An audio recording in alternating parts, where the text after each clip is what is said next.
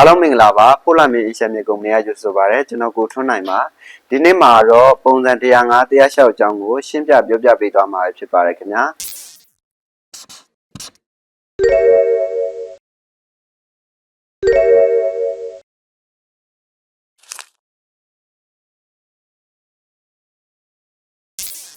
ပုံစံ105ဆိုတာကတော့မြေစင်းဌာနကထုတ်ပေးတဲ့မြေပုံစာရွက်ပဲဖြစ်ပါတယ်ခင်ဗျာ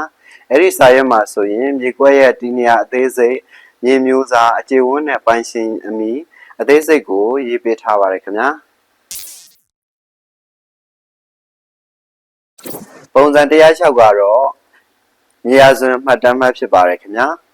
မြေယာစွန်းမှတ်တမ်းမှာဆိုရင်တော့မြေကွက်ရဲ့နောက်ခံသမိုင်းချက်လက်ကိုမှတ်တမ်းတင်ထားတဲ့စာရွက်ပဲဖြစ်ပါတယ်အဲ့ဒီစာရွက်မှာဆိုရင်တော့မြေကွက်ပိုင်ဆိုင်ခဲ့သူရဲ့အသေးစိတ်မှတ်တမ်း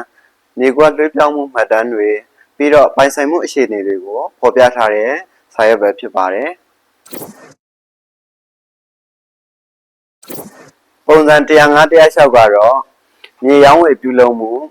ကြံလျှောက်ထားမှုအဆောက်အဦဆောက်လုပ်ခွင့်လျှောက်ထားမှုအဆောက်အဦပြင်ဆင်ခွင့်လျှောက်ထားမှုတွေမှာအဓိကသုံးတဲ့စာရွက်ပဲဖြစ်ပါတယ်ခင်ဗျာအဆုံးထိကြည့်ပေးတဲ့အတွက်အားလုံးကိုကျေးဇူးတင်ပါတယ်ခင်ဗျာ